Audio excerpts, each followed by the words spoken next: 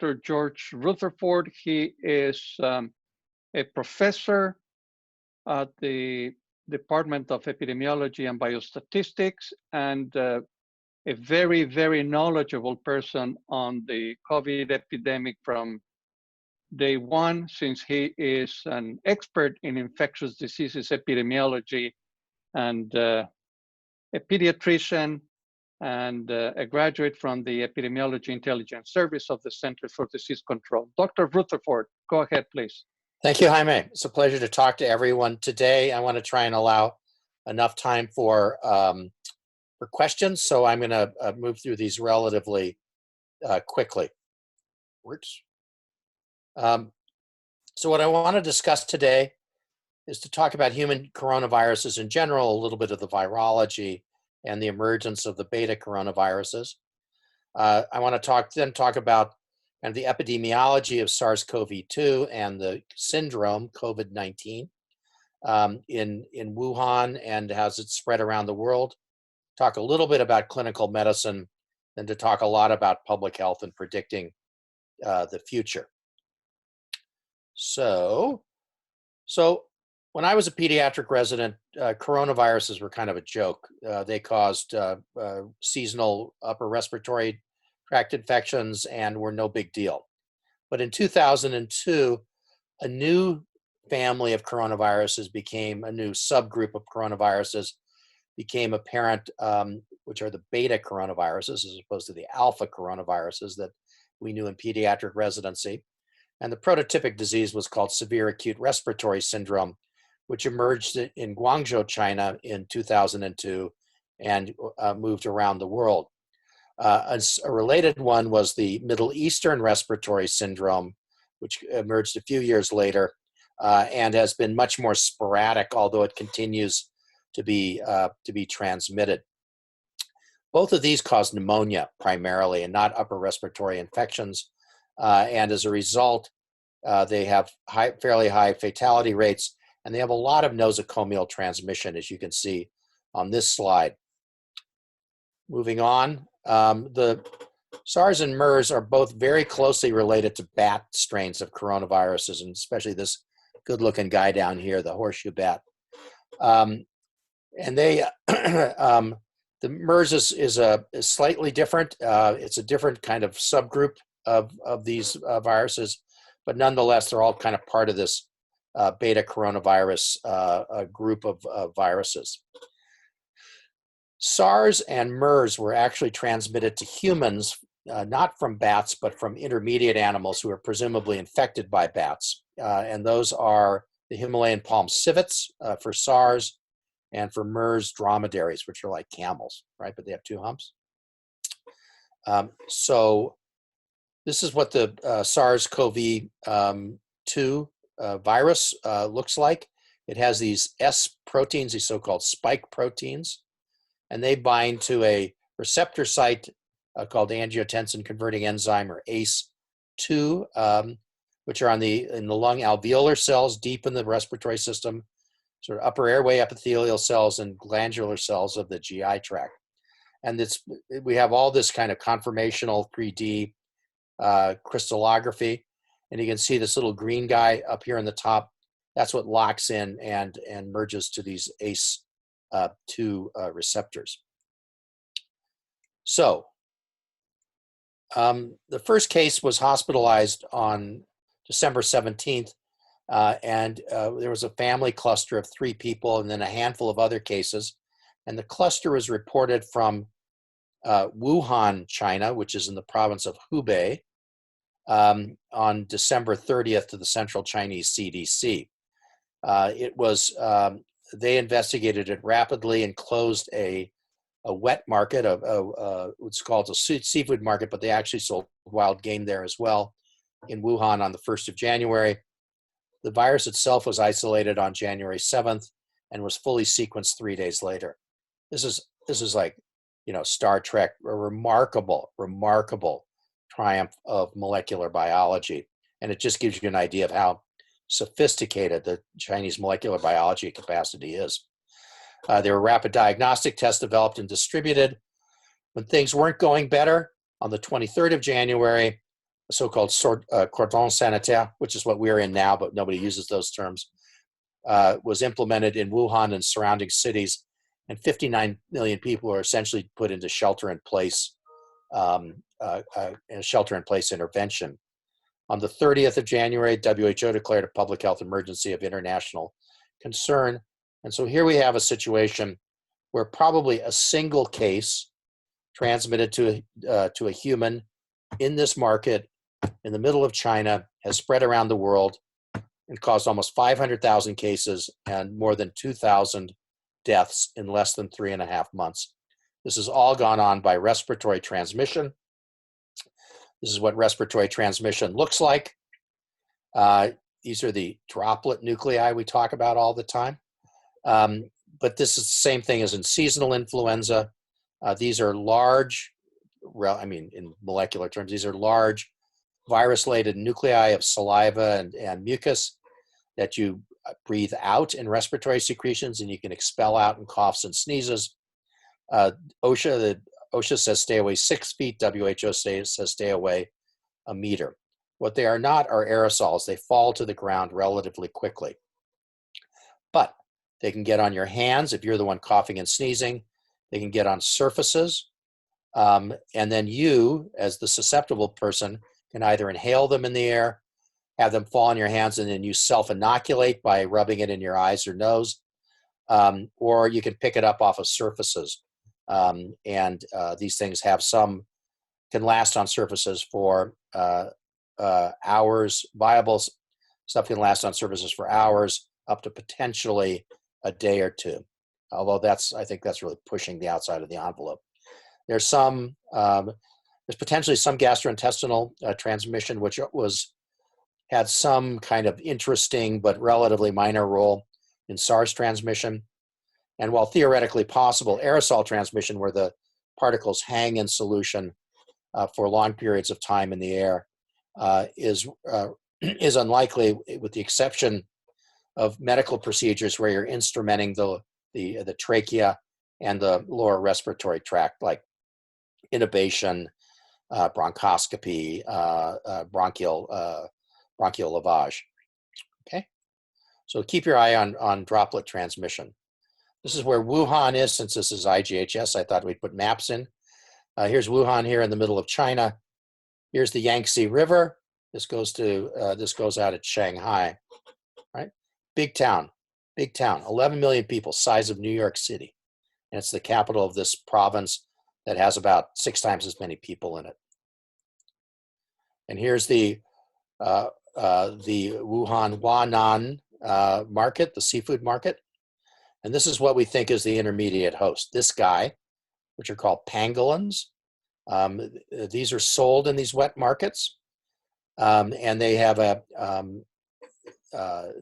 some recovered from this market have had coronaviruses with genetic sequences very close to the bat coronaviruses. Okay, this is, as we say, this is a mammal whose scales, these are like thumbnails, right? This is like an aardvark, right? So, or an armadillo. So the scales, which are like thumbnails, are used in traditional medicine, which we politely called in the 1950s marital aids. This is also the most illegally trafficked animal in the world. It's about this big, this guy. So the current epidemiology as of yesterday, late in the evening, was that there have been 471,000 cases reported from 173 countries and territories with 21,000 deaths. That's 4.5%, which is not the case fatality rate. When I first started putting these slides together a while ago, 97% of the cases were from mainland China. Now it's 17%. Most of those are from Hubei provinces, but only 15% of all the deaths in the world are from China. That's fallen from 100%. COVID-19 is a disease of Europe now. It's of Europe and the Americas. The epicenters moved to Europe with pushing 75,000 cases in Italy. They will cross what China's experience is today or tomorrow. 35% of all deaths in the world are from Italy, and Spain has almost 50,000 cases as well. The third great center is the United States, which has, as of this morning, at 69,197 cases and 1,046 deaths. And I'll talk about those specifically. Some of the other affected countries, Iran has had a large epidemic with 27,000 cases and seeded the countries around the Persian Gulf. And then South Korea, which is a real exemplar, has had 9,000 cases, and that's worthy of some further discussion as well. So let's start with China. The blue bars here are the date of onset, and the orange bars are date of report. This big jump here of date of onset, which you kind of see over here in terms of date of report, is because of a change in the surveillance case definition. So it creates a sort of artifactual peak. Think of this as having been smoothed back out over here. Right? But what you can clearly see is from when this started to get bad around around January, mid-January, it's gone up and down in the space of a couple of months, maybe 9 weeks. This is looking at March. The blue are cases from Hubei, and the orange or salmon or whatever it is are from the rest of China. And it's really fallen off. There's some activity out in here. Because the way WHO counts numbers, these represent cases in Taiwan and Hong Kong and really aren't part of the kind of mainland Chinese epidemic. As I said, on May 18th, China reported no new domestic cases, meaning they're all imported. And most of the new cases are in Taiwan and Hong Kong, and the last case in Wuhan was on March 22nd. They're going to wait for 14 days with no cases before they come out of quarantine. This is from the WHO situation report, and this divides the world up into the WHO regions, which are not at all intrinsically obvious. But this is China here, and this is this change in case definition, this big spike here, right? And that's kind of pretty much gone away. And then down here is what's gone on in Korea. Okay, this is in Europe, which has taken off and is now kind of the hotbed. Purple is Middle East, or the Eastern Mediterranean, which is mostly Iran. And then here are the Americas, which is mostly the US, although there are some cases in other parts. Way back here in January, these are all the cruise ships, which is kind of an interesting story in and of itself. So let's talk about South Korea. So South Korea has had 9,137 cases and 126 deaths. It was centered among members of a Christian sect, sort of mega church in a southeastern center. About 60% of all the cases have been among members of this church group. South Korea did not go to shelter in place. They elected to do this differently than we have, and they've relied heavily on massive testing and on kind of traditional isolation, contact tracing, quarantine. But this isn't the kind of quarantine where you say, or in isolation, say, go over and be good and stay inside for a couple of weeks and we'll tell you, then you can come out and do whatever you want. People in quarantine get monitored twice a day to have their temperatures checked. And if they're symptomatic, they get moved into isolation facilities. And if you're not there where you're supposed to be when you're quarantined, the fines are quite draconian, up to $2,500 US. But here you can see the case fatality rate in Korea is 1.3%, which I think is probably closer to what the overall case fatality rate will get to eventually when we really find people who test positive but aren't reaching medical attention through contact tracing and things like that. This just gives you an idea of the testing per million inhabitants by country. I have some more data on this towards the end, but you can see how much farther ahead South Korea was, at least at this point in time, end of the mid-second week of March, in terms of getting people tested. Okay, now in Europe, this has become the most affected region in the world on March 19th. It has 53% of the world's cases and 2/3 of the world's deaths. The most impacted countries, as I said, have been Italy, Spain, and Germany, all with more than 30,000 cases. They've all moved to shelter in place with widespread closures of business. This is Las Ramblas in Barcelona. And the EU Commission has banned all non-essential travel into the European Commission has banned all non-essential travel into the European Union for 30 days. And several of the Schengen countries, which are about free transit and free borders and going back and forth, have reinstituted border controls. In Italy, it's a colossal mess. There are 74,000 cases and 7,500 deaths, which is 10.1%. These are concentrated in the Lombardy region by Milano and among Italy's elderly population. Italy has a relatively older population. The entire country was shut down on March 9th with only groceries, pharmacies, banks, and public transit staying open. And the ICU capacity has been severely strained in Lombardy, and it's on the edge of so-called austere care, where you say, okay, you have two patients, and you make a judgment about who gets the ventilator and who doesn't get the ventilator based on a variety of factors. Last week, there were a number of people from a delegation from Wuhan came to look at this and said, not strict enough. There's transit systems were still open. People were walking around without masks, which we'll get to, and said you got to be a lot more strict about this. And Italy brought in its military to enforce the lockdown. I don't know how good your Italian is, but this is the integrated surveillance in Italy. And the thing I want you to see here are a couple of things. This is where the Lombardy region is up here. You can see how all the cases are concentrated up here in northern Italy. This is where all the industry is, all the production, all the gross national product is. A couple of things. 1/10 of the cases are in healthcare workers, which is really a problem. And that was actually the early experience in Wuhan as well, that there was healthcare workers who were first infected and then seeded the communities where they went back home. They brought in 45,000 people from the outside, healthcare workers from the outside, and brought basically they became much stricter about infection control and were able to cut this rate way down. Here, this is a big problem, right? You got 10% of the workforce infected. And then here are the mortality, letalità is case fatality rate. And you can see how that goes up with increasing age. So it's almost 1/4 of people over 80 who get this disease die from it. Okay, and here this just is the severe people with severe, which they mean hospitalized, is about 21%, and critical is 4.5%. Now, this is important. This is one of the 2 or 3 most important things I'm going to show you.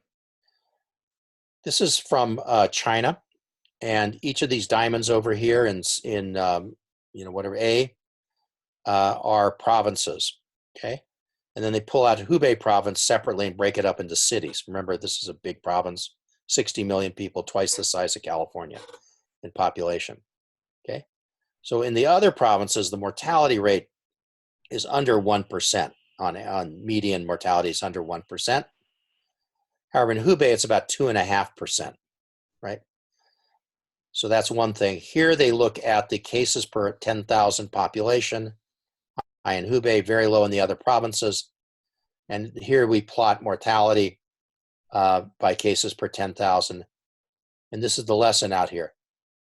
The more cases you have, the higher the mortality rate. That means what that's a marker of is the healthcare system getting overwhelmed. Okay, so that's a problem. We have clear evidence of that from here.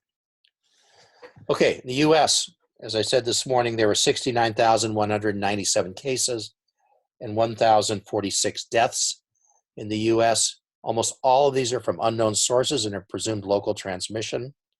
The early epicenter in Washington State, up around Seattle, has moved to New York and New York City and northern New Jersey. Half the cases are there, and the death rates are increasing. This has all come on in the last week, essentially out of the middle of nowhere. There was an original cluster of 113 cases from one guy. In Italy, there was also this phenomenon as well as a super spreader. We don't know whether it's anatomical or what, but for some reason they're more likely to infect. Some people infect a lot of people, and some people infect very few. And it may be size of social network. It may be the amount of virus they shed. It's not clear. And that was in Westchester County in New Rochelle. The governor ordered a containment zone, which we're a little unclear what that means. But there's incoming military assistance to repurpose buildings for hospital care from the Army Corps of Engineers, like they're essentially their Moscone Center. And the U.S. Navy's hospital ship is coming up to New York Harbor from Virginia, but that'll take a little while to get there. They're also repurposing hotels for patient care and for isolation of patients that don't need to be necessarily be in the hospital. Washington's where this original cluster was that presented with this spectacular outbreak in a nursing home in Kirkland, which eventually had 59 cases and 30 deaths in staff and patients. At the time that presented, there were models that were done looking at sort of the genetic clock from a very earlier isolate that had been brought in one of the flights back from China. And the modelers at UW had suggested that somewhere like roughly around 1,000 people were already infected and with silent transmission before this first case appeared. This is where we are today in the U.S. with cases. This is the big focus here in New York and northern New Jersey, Washington, California. There's a focus in Chicago. There's actually now a growing focus in New Orleans, which is clearly a leftover of Mardi Gras. These are data from CDC. These are numbers, not percentages. So don't make that mistake. You got to do the math in your head. These are hospitalization rates by age groups. So anybody who's under 45 who thinks they're not going to get anything bad, just take a peek at this stuff. There are a lot of hospitalizations in the U.S.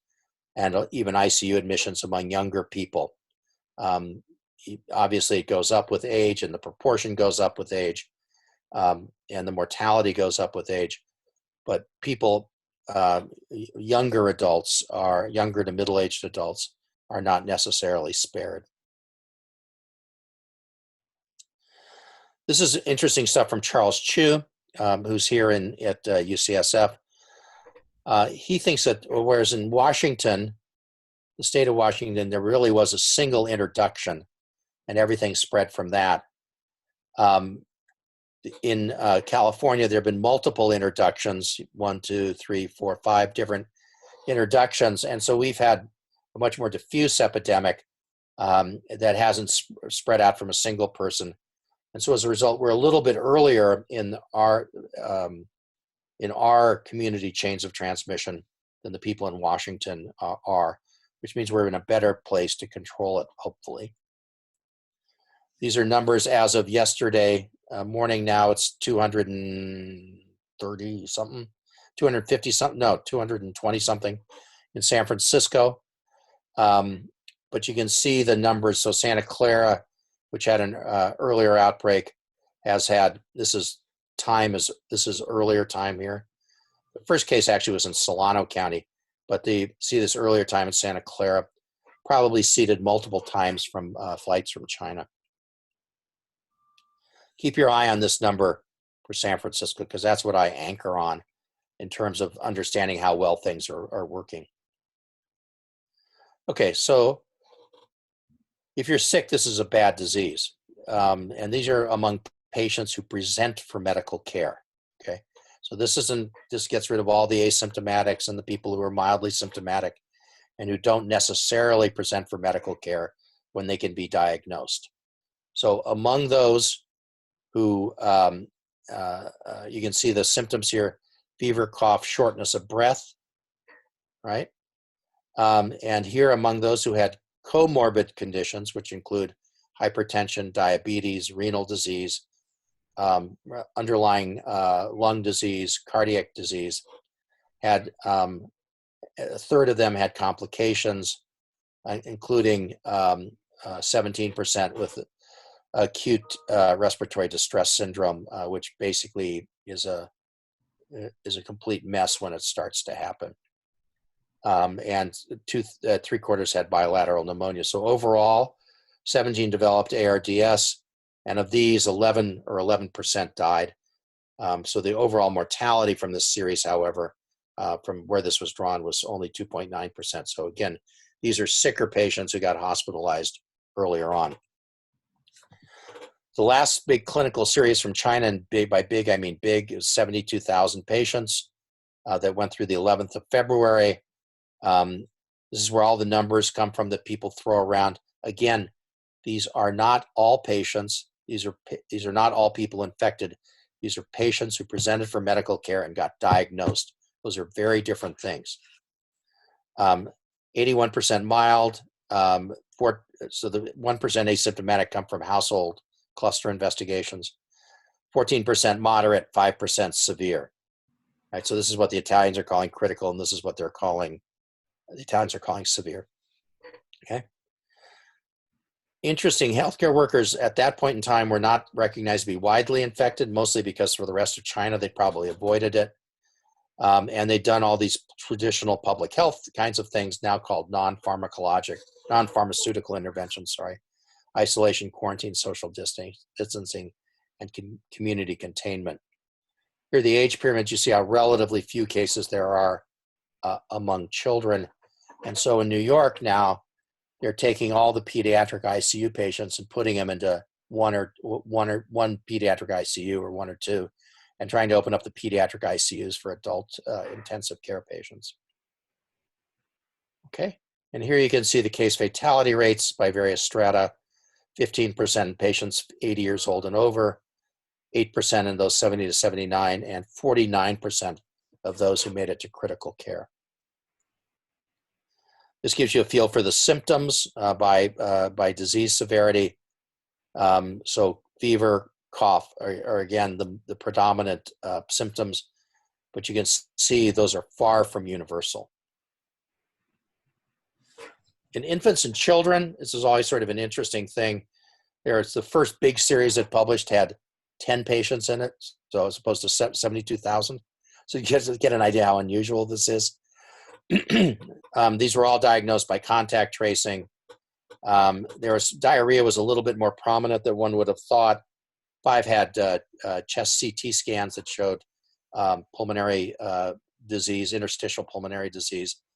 Interestingly, they followed them by polymerase chain reaction with rectal swabs, and those stayed positive for long periods of time. Being PCR positive does not mean you're shedding viable virus, though. Make sure you remember that. Then the big Chinese CDC put together a group of 2,000 patients. Median age was 7, 90% were asymptomatic, mild, or moderate. However, out of this series, there were some critical patients. So how does this shed? Okay, so kind of the long story short, which is in these next 2 slides, people who get this infection probably have no symptoms and no recoverable virus for the first 3 days, round numbers.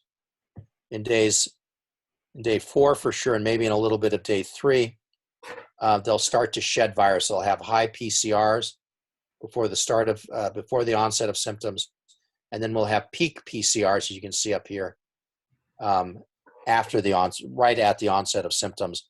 And these PCR positivities fall over time. Remember, for PCRs, it's an inverse scale. The faster you can get a positive test, the fewer cycle times, means the higher the viral load is. The other thing is, look at these numbers. Nasal swabs these are really nasopharyngeal swabs, were much more efficient for recovering virus than throat swabs. Okay, so that's why we moved from doing both oropharyngeal and nasopharyngeal swabs to just nasopharyngeal swabs. It was specifically this observation. How long do people shed viable virus? Again, PCR positivity does not mean that the virus is viable. This is a large series. This is a series from Germany, and they were able to recover viable virus on day 8 after symptom onset. So in kind of modeling all this out and trying to think through all the parameters, we say they're infectious for a day or two before they developed onset of symptoms and remain infectious for 8 days after onset of symptoms. So that kind of anchors some of the parameters about transmission. Can patients be asymptomatic and shed virus? Yeah. And this is the first example of this, where patients, where there was someone from Shanghai visited Germany and attended business meetings with some German colleagues. And then people were other people working in the office who didn't go to the business meetings were exposed to these guys here, and they developed symptoms at some point in time. So our current understanding is this most likely represents a single transmission to humans and then person-to-person spread. The incubation period is 5.2 days, but the 95% confidence interval is out to 14, which is why the magic of 14-day quarantine and isolation. This is a disease of middle age with a broad spectrum. I talked about this stuff. I talked about that. 5% will develop ARDS and require intensive care, and 20%, they also get myocarditis, by the way, and 20% need hospitalizations for clinical reasons. Okay. All right. So most of the transmission in China was in families, which is not surprising because the shelter-in-place orders in Wuhan came just at the start of school holidays for the Lunar New Year, so kids weren't running around a lot. So once the disease was recognized and this formal contact tracing system was set up, most of the secondary cases they found were in family clusters. The secondary household attack rate was as high as 10% earlier in the outbreak, and then fell to 3% with faster isolation, meaning they get people out as soon as they diagnose them. Transmission in closed settings happened, but was not a major driver, except perhaps early on. And transmission in schools was not observed, but the kids were all out of school already. So this is the San Francisco General, and it's much more complicated than this. I'm giving you kind of the Cook's tour here. So mild disease, no hypoxia, no risk factor for progression, nothing. Mild disease with no hypoxia and risk factors. So if you're hypertension or if you're older, consider hydroxychloroquine, which is in trials, and this is trying to be the better part of valor and splitting what may work, in people's desire. If you are hospitalized and you don't need ICU level care, but you have moderate disease, you get put into a trial of remdesivir, which is a broad spectrum antiviral drug that's developed by Gilead. If you can't get into the trial, there's some exclusion criteria. They're kept on hydroxychloroquine, or they're put on hydroxychloroquine. And then if you make it to the ICU, you don't need any of this stuff anymore, right? That's the bottom line. They'll put them in the remdesivir RCT or get compassionate access to it to the extent that it's available. But at this point in time, once you tip over the edge and move to ARDS and myocarditis, this is about controlling the inflammatory cascade of ARDS with things like IL-6 antagonists and on and on and on. There's a whole recipe, and Mike Mathey gave a great medicine grand rounds a week ago Wednesday, which is probably all up on their site, about kind of the whole immunology of ARDS and the unlikelihood of antiviral drugs to make a big difference at that point in time of the cascade. There are these new therapeutics, just to mention hydroxychloroquine and hydroxychloroquine, which have some fairly substantial in vitro activity against this organism, are in trials. There's a French trial where they combined it with azithromycin in 21 patients in the entire trial. This was 6 that got the combo. Works great. Yeah, but it's essentially testimonials at this point in time. And it doesn't matter how much the how much you hear on the news about how great chloroquine is. It's an untested therapy. Remdesivir is in trial, formal trials, we'll know soon. Lopinavir, ritonavir, which you may have heard about because there is this protease binding site on the coronavirus. There is a binding site in the corona protease, which this guy attaches to in vitro. Did not pan out. There was an RCT that found no effect that was published in the New England Journal last week.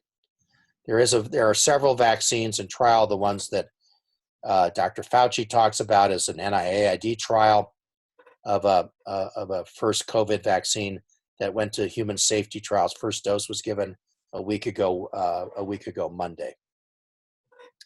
And I think in another kind of remarkable feat of molecular biology that this candidate vaccine was ready for testing 42 days after the sequence was first published. There are a ton of trials going on. This is not that current. I'm sure there are more now. There are 94 trials at clinicaltrials.gov and 423 at WHO's website. Okay, so let's talk public health. So the whole thing here is to reduce the effective reproductive number. And you guys know, I think what the basic reproductive number is, or R sub 0, which we are affecting British accents and calling it R naught these days. But the R sub E, the effective reproductive rate, is something, it's a little bit more sophisticated way to look at it. And the idea here is to so-called flatten the outbreak, right? And it doesn't matter, we're not going to have the same area under the curve. At the end of the day, we'll have fewer cases and transmission will be spread out over a longer period of time. And the reason we want to do this is to assure the adequacy of healthcare resources and to buy time for antivirals and eventually vaccines. These are the things that go into the effective reproductive number of contacts today, probability per day, probability of infection per contact, the infectious period, and the population susceptibility. What you're doing working from home is cutting down the number of contacts per day, doing things like washing your hands, that's personal hygiene. In the hospitals, wearing PPE, that's about cutting down the probability of infection per contact. We shorten the infectious period. We would hope we'd be able to do this pharmacologically at some point in time. But right now, we shorten it by plucking people out of, who are just beginning to exhibit symptoms, pulling them out more quickly and putting them into isolation. And you saw in China that the secondary attack rate fell from 10% in households to 3% in households. That's about the shortening the infectious period. And then finally, population susceptibility, which is going to be ruled predominantly by vaccination. Here we have this kind of cartoon of what flattening the curve looks like. I'm sure everybody's seen this. This is kind of what it really looks like. These are social distancing. And this is the famous Imperial College study. However, what we're really doing is this, right? We're truncating the curve. We're going to have a decline here. What we have to worry about is a rebound in the fall. Dr. Fauci today or yesterday was talking, said it's just inevitable there's going to be a rebound in the fall. So in order to do that, we have to, you have to be able to have in place a much more robust containment system, meaning when we leave shelter in place, we're going to have to move from the big mitigation strategies to more nuanced mitigation strategies, but with a fairly heavy hand, which means case finding, contact tracing, supervised isolation, and supervised quarantine, a la Korea. Okay, how can you protect yourselves? Don't go anywhere. I always love this advice. Avoid people who are sick. Oh yeah, okay. Wash hands frequently and correctly. And over here, there's a little kind of cartoon about what gets missed in when you wash your hands. Stay at home if you're sick. Everybody's staying home anyway. It hardly matters. And this business about frequently touched surfaces, foam mite transmission is a real thing. And that may have been a principal way of transmission in the cruise ships. So be cognizant of that. And if you're touching surfaces, don't touch your face and wash your hands as soon as you can. All right, we skipped the airplane one. Nobody's flying anywhere anyway. So here we talked about containment. This is the next slide, which is isolation, quarantine, the kind of basic activities we talk about, and individual measures to increase social distance. And then mitigation are community-wide measures to increase social distance by telecommuting. Sorry, I got a dog here. Telecommuting, banning large gatherings, closing businesses and schools. Transit closures are very hard to do because then people can't get to healthcare if they don't have cars. That's my frog in my throat, right? Widespread community quarantine or shelter in place, which is what we're doing now. We've also done massive border closures, and you basically can't get into the United States now from anywhere, unless you're an American citizen being repatriated. How well does this work? Okay, does it social distancing, is this all just talk, or does it really work? So there's a few lines of evidence here. This is from Wuhan, and it goes through February 18th. They examined 4 periods before January 11th. Sorry, I should say 11th. The 11th through 22nd of January, the 23rd to the 1st, which is the first week of the shelter in place, and then the 2 weeks after that. Okay. So what they found was that the effective reproductive number fell from these values up here of 3.86. In the first week in quarantine, it went to 1.26. And then the second and third weeks, it had fallen to 0.32. The other thing they were able to calculate was that 59% of cases were unreported. So this is and that's actually an upper bound estimate. So this gives you an idea of, for every 1 case you see who gets reported, you have to divide by 0.41 to come up with the total number of cases. So in all these projections you're seeing where they take this, end of the world scenario and say they're going to be X zillion cases, and then say, and then 5% have to go into ICUs. That's completely wrong. That's totally wrong, because those numbers of 5% are based on reported cases, not total cases. So you got to multiply the zillion cases by 0.2 or 0.3 or you have to by 0.2 or 0.3 or 0.4 to get to the number of what you think are going to be reported cases, and then you can start applying those percentages. Okay, there's empirical evidence that this works. This is a great story. These are 2 provinces in the Lombardia region. In Italy, there are big things called regions, smaller things called provinces. Here in Lodi, they began a shelter-in-place program. And this was ground zero for Italy, by the way, in this province. This is two weeks later. This is where you are. And then over here in Bergamo, 1 province over, they did it back here, the gray area, and you can see what happened. Not good. The other thing are the lessons from the 1918-1919 influenza pandemic. And this has been pretty heavily reviewed. And the lessons are that you need to begin social distancing interventions early. And this is actually here in St. Louis. These began earlier in the influenza cycle than in Philadelphia. The other thing with St. Louis is they let their foot off the brake, and they had a rebound out here in December. And it's always interesting to read what social distancing consisted of in 1918. Okay, so as you know, there are 7 Bay Area counties issued a shelter-in-place order. It was later added. Some other counties were added. Some people can go out. Of course, auto repair stores are essential in California. Home supply stores are essential. Do-it-yourself stores. Daycare can remain open. But this is a pretty tight order. Okay. This is what the actual order looks like. It exempts people who are homeless from sheltering in place, but they're trying to get space up for them. This is how well it's worked. This is a cool thing. This is looking at cell phone transit around the country over this 3-day period. And you can see out here in the Bay Area, this is Santa Cruz, predictably. there is there's been very little movement. We're down in the more than 60% decrease in movement, whereas through the whole South, right, the whole Southeast, there's very little, and in fact, through parts of Texas, there's actually more. No bueno. California, we're pushing testing. Testing is key to this. We're relatively under testing compared to New York by quite a bit. But the number of people tested is coming online and is increasing basically day to day.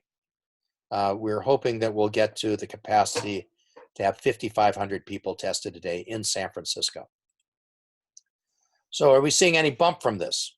Okay, so here are the confirmed cases in the Bay Area as of March 25th. And you can see how it's relatively flat here, whereas it's been going up in other parts of the state. And this is what it looks like when you just look at San Francisco. Today, there's something like 40-something cases. So if that's going to go like this, we'll see it soon. If it's going to bounce up and down, which is what I suspect it'll do, we should see a decline tomorrow. And this is a lot of this is tied up in testing availability, so it's a little hard to differentiate. The models, and we'll talk a little bit about that at the DEB faculty meeting, are anchored on inpatients, which is something that's a hard number that we can count that should be relatively constant over time. This is something I'm working on, comparing us to Los Angeles. I got a medical student on this.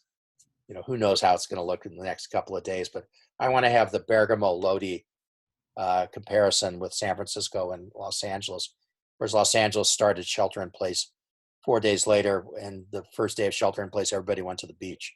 What can I say?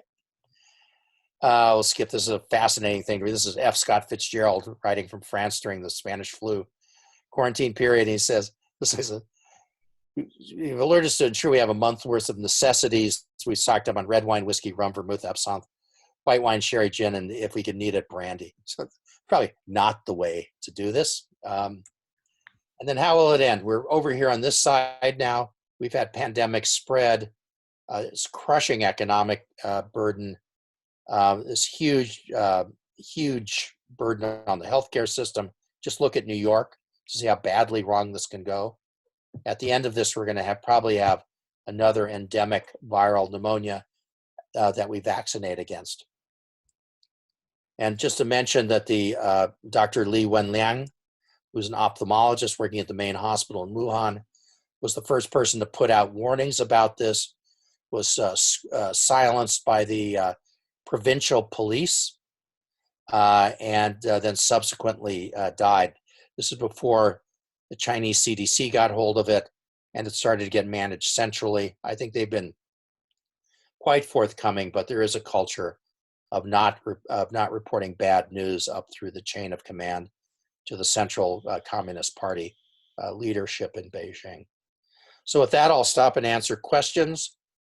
Colin, do you want to moderate that? Or Jaime, do you want to moderate that? Or how should we do that? Thank you, George. That was a splendid synthesis of a lot of information. Thank you for doing this. I've asked Colin to please help curate questions, select. There are many comments, questions coming your way. So Colin is going to do a selection of those. We have about 8 to 10 minutes more. Colin? Sure, George, thank you for that. Just to quickly hit on some of the top questions that came across. There were questions about immunity, the immunity we would expect. Can you say anything at all about herd immunity, at what level we would start to see that in the population? And also whether people who are infected and then recover should expect to maintain immunity from a second attack? We don't know. So that's a basic answer. Smart money would say that yes, you would have long-lasting immunity if you were infected and recovered. There have been no cases of reinfection that have been reported, but because the antibody test is only coming online tomorrow, we really won't be able to do those studies for a while. Herd immunity, you hear the Europeans and certain elements here in the US talk about herd immunity, and all we need to do is get to herd immunity, and then everything will be fine. Herd immunity doesn't happen with influenza except over maybe 10 years. That's how long it takes to really get a population immune to influenza. People talk about 40 to 70% getting to herd immunity, which is utter nonsense. Measles, you have to get to 96% for herd immunity. And that's probably a lot closer number. That's a little more easily transmitted, but it's probably up around 90%. And for flu, it takes several influenza seasons for a population to really achieve herd immunity. Great. There were other questions about the demographic differences in what happens to people who are infected. Why is this not as big a problem for children? And some of the gender differences as well, where men seem to have worse outcomes than women. So children are probably much more likely to be have mild symptoms that aren't recognized as such. They don't come to medical attention, and to have asymptomatic disease. That's not to say they don't go into ICUs, they don't get admitted, because that clearly happens as well. It's just less common. Okay? We don't know why. It's probably because they've smoked less in their lifetimes, which is probably one of the big reasons about one of the issues around gender differences. How much is, what's the attributable fraction? How much risk factors cause what? We don't know, but there is a gender difference, and at least smart money says that some of that, especially in China, is due to smoking. We know that smoking potentiates ACE2 receptors, so it'll cause more receptors to bud up. So it makes there's some biochemical sense to it. Okay. There were also questions about some of the differences in countries. Obviously, Italy is a very difficult situation, but Germany seems to be doing quite well. Is that a matter of health system timing, capacity, demographics? Any thoughts on country differences? Yeah, it's an artifact. We ran this to ground really carefully the other day. It turns out that it was introduced first in Germany into a very young population that were all skiing in Italy. So most of the transmission that was caught early, and because you get it diagnosed, it goes into the denominator, right? Those all get counted. So it sort of lowers the denominator relative to other countries that are just seeing people sick and going into the hospitals. The other thing is that there's a lag going on, and the head of the German CDC, the Robert Koch Institute, said he fully expected the case fatality rate to be the same as in Italy eventually. Oh, okay. Some questions on treatments. Are there particular medications that people should be avoiding? What's the deal with NSAIDs? Nebulizers. Any thoughts on those? Right. So there's a couple of things that have been kicked around. WHO says do not avoid any medications and don't take yourself off of them for any reason. But ibuprofen, Advil, is one that potentiates these receptors, right? These ACE2 inhibitors, and then ACE2 receptors, and then the ACE inhibitors, things for hypertension like lisinopril, a real commonly used drug, first-line drug, also cause more of these receptors to come up. So there's been some concern about that. Nobody's really done the definitive studies. This is all in vitro stuff. In vitro stuff now. And WHO says don't make any changes. I did advise somebody the other day who had alternatives and had other risk factors that if they could make a switch without their hypertension worsening, that was probably not a bad idea. Okay. Questions about whether there's any indication that the virus is mutating at all and what implications that might have for vaccine development. So RNA viruses mutate constantly, right? They have a high mutation rate. Mutations aren't necessarily good. In fact, 999,000 times out of 1 million, they're bad, and they stop replication. It's a rare event that they get that there is some selective advantage conferred. These things mutate. You can follow as a virus comes into a population. You can follow it, and the greater the differences are, and the greater the different kinds of mutations you can find, is an indication of how long they've been there. We have absolutely no idea whether these mutations are conformational, whether they change the conformation of the virus, or they're just sort of minor things that don't change a lot. would be awfully hard to imagine that it would make anything that would change the conformation would be of selective advantage to the virus. It seems to me that it's probably a pretty good conformation right now, and it's that spike protein that at least some of the vaccines will be directed against. Thank you, George. One other broader question, then maybe we can wrap up at the hour. And thank you for all who put questions in. I'm sure there will be some of the questions we received are a bit more narrow in focus and may not be appropriate for this session, but I'm sure others will be able to answer it. One broader question is, what data do you wish you could have to help with this that you don't have now? We went, Krisha Linden, Paul Wesson, and I went down a really long rabbit hole over the weekend with Willie McFarland, trying to figure out a way to do a population-based survey in San Francisco to understand how many people are truly infected in San Francisco. That's essentially an impossible. I mean, the numbers you need to get to something that's believable. Like, we think it's about 0.1% now. This was over the weekend, so maybe 800, 900,000 people infected. To see if that changes from 0.1 to 0.2% requires a sample size of 235,000. Okay, so talking about diverting healthcare resources from the clinical stream, it's just not a practical thing to do. So we've moved to lots of other very cool stuff, and if anybody wants to stay, I'm going to talk about modeling and some of the other things we're doing for surveillance in this research thing next. Research town Your next show. my next gig, yeah. My fourth gig today. Yeah. Thank you, George. I appreciate it. It's there's some very cool things. Mark Pletcher in particular has some very cool stuff about syndromic surveillance using cell phones. Great. Thank you. And Jaime, I know you wanted to say some parting words before we wrap here. Thank you, Colin. Thank you, George, for a really superb lecture.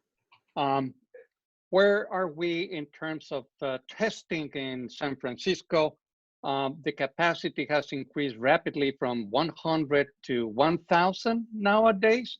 And very, very soon, this week probably, we will be able to ramp up to 2,000 tests per day. The chancellor has instructed to have a drive-through testing site at Laurel Heights, and that will become operational very soon, obviously only for people that have a medical prescription. So I think the response in San Francisco has been really great, and having people like George as experts is a real asset we have. So I want very much him and to thank all of the audience that has followed us. We will try to come up with another webinar in due time, as soon as possible. Please let us know by chat, to my email, to Colin's email, what are the topics that we or you would like to address in future webinars. So thank you again very much for everyone for attending. And George, thank you so much for your wonderful work. Goodbye, everyone. See you soon. Stay safe. Thanks, everyone. Thank you. Bye-bye.